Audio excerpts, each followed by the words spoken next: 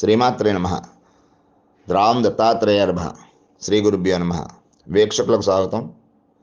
క్రితంసారి ఒక వీడియోలో మనం 8 రకాల వశీకరణం అని చెప్పాం. ఇందులో స్త్రీ పురుష వశీకరణం, సభా వశీకరణం, రాజ్య వశీకరణం, శత్రు వశీకరణం, వృత్తి వ్యాపార వశీకరణం, జంతు వశీకరణం, రాక్షస బేతాళ పిశాచ వశీకరణం, దేవతా వశీకరణం, ఇటువంటి విధానాల్లో కొన్ని వశీకరణాలు తైలం ద్వారా కానీ, రసం ద్వారా కానీ, కాటుకులు లేదా తిలకం ద్వారా కానీ, లేదా కొంత మందుల ద్వారా కానీ చేసే విధానం శాస్త్రాల్లో చెప్పబడింది.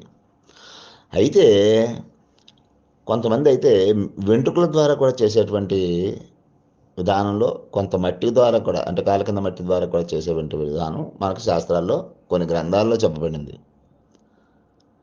కొన్ని చెట్టు మీద తిప్పివేస్తూ ఉంటారు, మరికొన్ని స్త్రీ యోని సాధన ద్వారా చేస్తూ ఉంటారు. అవి కొన్ని దిగంబరంగా చేసేటువంటి తాంత్రిక పద్ధతులు కూడా కొన్ని ఉంటాయి. వీటి ద్వారా శక్తులను కోరి వాటిపై వదులుతూ ఉంటారు. ఇన్ని రకమైన ప్రాచీన వశీకరణాలు విద్యలు ఉన్నాయని గ్రంథాలు మనకు తెలియజేస్తున్నాయి. ఈ వశీకరణ విద్యలు మంచికే చేయాలి, కానీ చెడుకి అస్సలు ఉపయోగించకూడదు. ఈ విద్యలు చేసేటువంటి వాళ్ళు పూర్తిగా శాస్త్రపరమైనటువంటి విధానంలో చేసేటువంటి విధానం ఉన్న వాళ్ళు ఇప్పుడు చాలా అరుదుగా ఉన్నారు.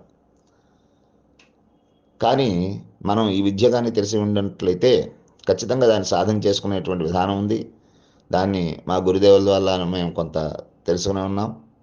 దానివల్ల మేము చాలా వరకు చాలామందికి అనుకూలమైనటువంటి విషయాల్లో మంచి భార్యాభర్తల అన్యోన్యత పెరగడానికి, శత్రువుల మధ్య సఖ్యత కలగడానికి ఇలాంటివి చాలా చేసి ఉన్నాం.